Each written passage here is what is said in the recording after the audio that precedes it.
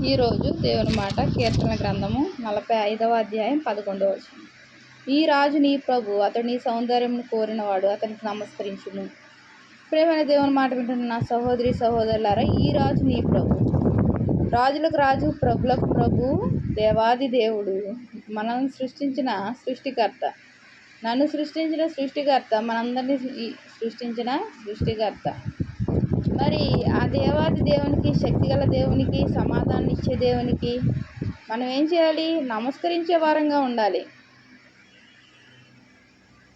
అతనికి నమస్కరించుము. మనం నమస్కరించాలి, స్తుతించాలి, గణపరచాలి, కీర్తించాలి. ఆయనకు మనము ఎలా ఉండాలి? ఎప్పుడు గౌరవిస్తూ, ఎప్పుడు ఆయన పట్ల మనము మర్యాదగా నడుచుకునే వారంగా ఉండాలి. ఒక అధికారికి నమస్కరిస్తున్నాము అంటే మనము ఏం చేయాలి? ఎంతో తగ్గించుకున్న వారమే ఉంటాం. మరి మనం కూడా తగ్గించుకోవడం అంటే ఆయన సన్నిధిలో మోకరించాలి. శక్తి ఉన్నప్పటికీ చాలామంది చైర్లోనే కూర్చుంటారు. అది మంచిది కాదు.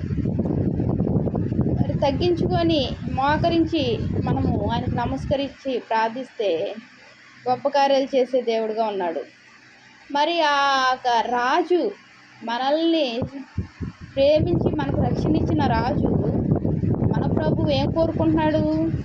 నీ సౌందర్యమును కోరుకుంటున్నాడు, నా సౌందర్యము కోరుకుంటున్నాడు, మనందరి సౌందర్యమును కోరుకుంటున్నాడు. ఏమిటా సౌందర్యము? ఆత్మీయ సౌందర్యము. మన యొక్క హృదయం అనే తలుపు వద్ద ఉండి ఆయన చూస్తున్నాడు. మరి తలుపు మూయబడి ఉందా, తెరిచి ఉందా? హృదయంలో దేవుడు ఉన్నాడా, లేకపోతే వేరొక దానికి స్థానం ఉందా? మరి ఆయన్ని అలంకరించుకున్నామా, వేరొక దాన్ని అలంకరించుకొని జీవిస్తున్నామా? మరి దేవాది దేవుడు నీ సౌందర్యము కోరినవాడుగా ఉన్నాడు, నా సౌందర్యము కోరినవాడుగా ఉన్నాడు. మరి మన ఆత్మీయ జీవితం అంతకంతకు సౌందర్యంతో నింపబడితే, సౌందర్యంగా అలంకరించుకుంటే మన జీవితాలు ధన్యమవుతాయి. మన ఇంట్లో సంతోష సమాధానాలు ఉంటాయి. మన ఒంట్లో ఆరోగ్యం ఉంటుంది. మన సమస్యలు తొలగిపోతాయి. మరి ఆత్మీయ జీవితము సౌందర్యవంతంగా ఉండాలి. ఆత్మీయ జీవితం సౌందర్యం ఏంటి, ఎలా ఉంటుంది అనుకుంటే, ఆయన ఆజ్ఞలు పాటించాలి, ఆయనకు లోబడి ఉండాలి, ఆయన శాసనాలకు కట్టుబడి ఉండాలి, ఆయన పాదాల చెంత చేరి ప్రార్థించే వారంగా ఉండాలి, ఆయన సన్నిధికి వెళ్ళాలి, ఆయన మాటలు వినాలి. కొద్దిగా విని వెనక్కి రావడం కాదు. కొంతమందికి వాక్యం వినాలంటే చిరాకుగా ఉంటుంది, పాటలు అంటే చిరాకుగా ఉంటుంది, ప్రార్థన అంటే చిరాకుగా ఉంటుంది. ఒక్కొక్కరికి ఒక్కొక్క చిరాకుగా ఉంటుంది. మరి సౌందర్యం ఉంటుందా? ఆత్మలో ఉండదు కదా. మరి ఆత్మ సౌందర్యంగా లేకపోతే మరి అక్కడ సమస్యలు సౌందర్యంగా ఉంటాయా? సమస్యలు సౌందర్యంగా మార్చాలి అంటే, సమస్యలు పోయి ఆ సమస్యలు సౌందర్యంగా మారాలి అంటే మన దేవాది దేవుణ్ణి మనం అలంకరించుకోవాలి. మనకు ఆత్మీయ జీవితం అంతకంతకు సౌందర్యంతో నిండిపోవాలి. మరి మనల్ని సౌందర్యంగా ఉంచాలనే ఉద్దేశంతోనే ఆయన ప్రాణ దానం చేశాడు. ఆయన 3వ రోజు మృత్యుంజయుడయ్యాడు. శక్తిగల దేవుడు, మన దేవుడు, జీవంగల దేవుడు. ఆయన మన సౌందర్యం కోరుకుంటున్నాడు. ఆయన మన సౌందర్యం కోరుకుంటున్నాడు కాబట్టి, ఎందుకు సౌందర్యం కోరుకుంటున్నాడు? నీ జీవితం సమాధానంగా ఉండాలని, నా జీవితం సమాధానంగా ఉండాలి. ప్రతి ఒక్కరికి సమాధానం అంటే చాలా ఇష్టం.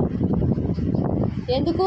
ఒక్కొక్కరికి ఒక్కొక్క సమస్య ఉంటుంది. ఒకరికి అప్పుల సమస్య, ఒకరికి అనారోగ్య సమస్యలు, ఒక్కొక్కరికి వెలిచూపు ఉంటుంది, ఒక్కొక్కరికి శత్రువు బాధ ఉంటుంది, శత్రువుల చేత ఇబ్బంది ఉంటుంది. ఇలా రకరకాల సమస్యలతో ఇబ్బంది పడుతూ ఉంటారు. ఏ ఒక్కరు సంతోషంగా ఉన్నాము అంటానికి ఉండదు. ఎప్పుడైతే ఈ యొక్క ఆత్మీయ సౌందర్యము అంతకంతకు వృద్ధి పొందుతుందో, మన యొక్క శారీరక సంబంధమైన సమస్యలు కూడా తొలగిపోయి సౌందర్యవంతమైన జీవితంగా మార్చబడుతుంది.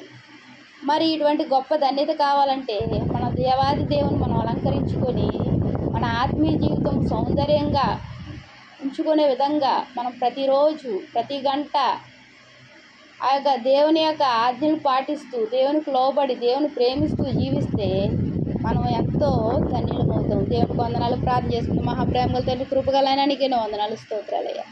తండ్రి, ఈ రోజు నుంచి మా ఆత్మీయ జీవితాలను సౌందర్యవంతంగా మార్చండి ప్రభువా. తండ్రి, కృపగల దేవా, నీకు నమస్కరించి నేను పూజించి ప్రభు నేను ఘనపరిచే వారంగా మమ్మల్ని ఉంచండి. వాక్యం వింటున్న ప్రతి కుటుంబాన్ని ప్రతి బిడ్డను ఆశీర్వదించండి. నీకెన్నో వందనాలు స్తోత్రాలు చెల్లించుకుంటే ఏ స్నామం వేడుకుంటున్నాను తండ్రి. ఆమేన్. ప్రైజ్.